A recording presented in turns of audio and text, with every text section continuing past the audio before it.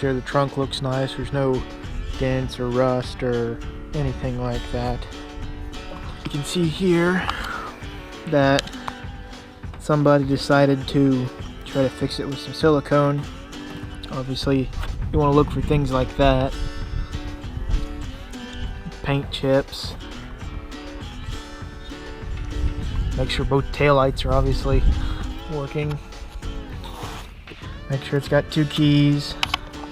This one's missing the radio. This doesn't close. You know, all things that require work when you're looking into a car. All our pedals are there, not worn out. Make sure all your buttons work. I don't have any power in this car, I would show you.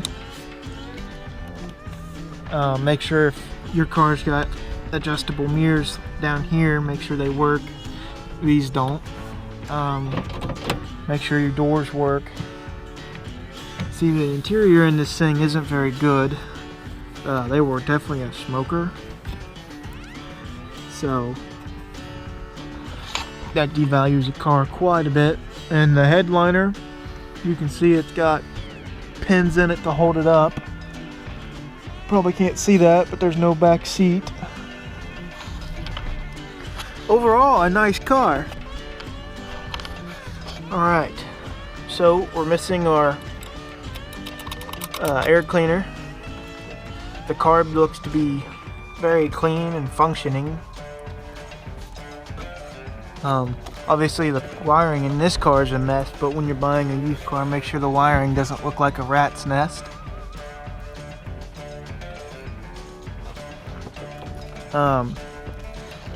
I wouldn't expect AC to work in most used vehicles, but you can always ask. Make sure all your plastic overflow, you know, checks, and your windshield wiper fluid containers are all nice, tip-top shape. And over here, make sure it's got brake fluid.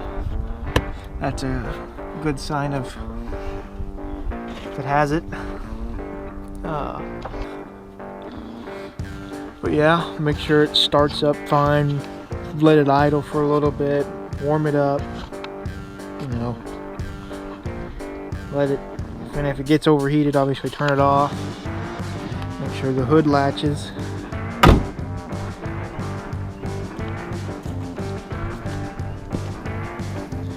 And then on this car, I'm not going to get under this car. Well, 1, because it's wet out. 2, it's hard to get under there without hitting your head off of things. Being back in the interior of the car, turn it on, you know, put it in reverse, and put it in neutral, drive, and then obviously all your rest of your gears.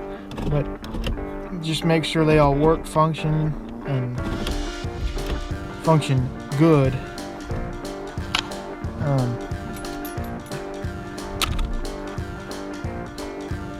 It really doesn't take a whole lot to buy a classic car or even just a used car, but you really just have to pay attention to the small details, like some car dealers will just spray some black spray paint up under the wheel wells so it makes it look like it was taken care of. Most people don't look at that. You know, feel your frame a little bit, make sure it's not horrible. That takes a lot of beating over the years. Make sure all your windows go up and down. There's quite a lot to check on when you're buying a used car, but you'll thank yourself later when you do it, because you'll save yourself a lot of hassle. Trust me, I've been there and I've done that, and buying a used car sucks. Wipers aren't just, you know, leftovers or something. Make sure they're nice and looking new. I mean, make sure your seats aren't dirtied up. And granted, a lot of this stuff it's about opinion, really. it just depends on how much you want to work on the thing. But if you want to buy a good running, driving, operating car, you just got to be patient with it, and you just got to pick out every little detail you can so that you know what you're buying. You know, visors and stuff, make sure they operate, they're not torn or ripped or broken. Your plastic pieces here, I can't see that. And see, like right here, the door panel's ripped right off of it.